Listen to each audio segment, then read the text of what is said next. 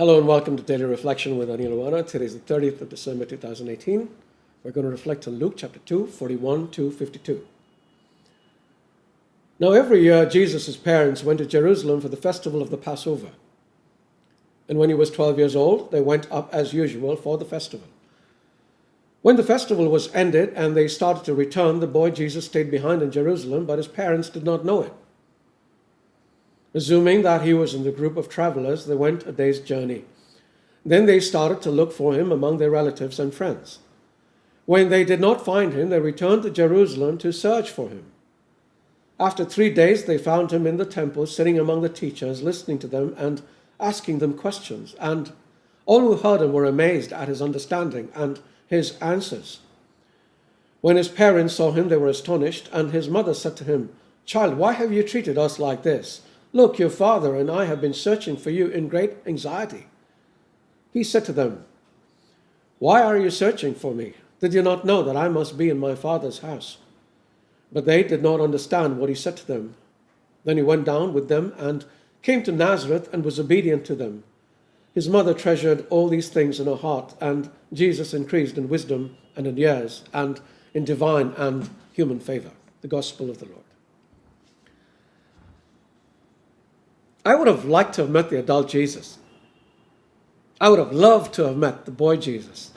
He was quite obviously very different from all the kids around him, and while you can get away with that as an adult, especially if you have a strong personality, which Jesus obviously had, being different from others when you're a child is another thing altogether.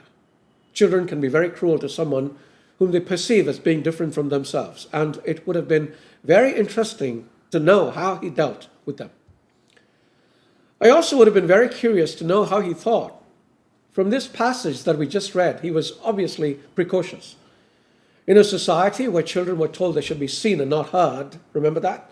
For him to be having a discourse with elders and teachers at that suggests a sense of immense confidence and a very inquisitive and sharp mind. What went on in there? Did he know who he was? Did he know the entire game plan then? We hear him tell his mother, "Why were you searching for me? Did you not know that I must be in my father's house?" If he was my kid, that response might have cost him a severe rebuke, at the very least. But we see that even from a young age, Jesus said it like it was. He never minced words. He was never diplomatic. But in his response, we can see he knew who he was. How? Perhaps his mother told him, which makes his answer less disrespectful than it might appear. As in, "You know who I am, Mom. You told me so yourself. So what more natural place for me to be than in this place?" And I can imagine her thinking, "Yes, silly boy, I know who you are, but you could have at least told us you were going to be discussing philosophy with the temple priest, so we wouldn't worry." Anyway, scripture says he went down with them and was obedient to them, which meant that from then on, he did tell them if he was going to do his precocious kid bit again. So what can we learn from all of this? A few days ago, I spoke about Mary's upbringing. See December 22nd, the Blessed. I spoke about how blessed she was to have a set of God-fearing and God-loving parents who brought her up right. This led to her bringing Jesus up right, which probably meant a lot of time spent with him.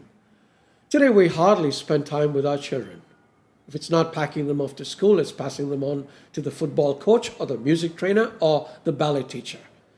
It might be too late for those of us who have grown-up children, but if you're about to give birth or have a little child, try to raise them up like Mary raised Jesus. God bless you.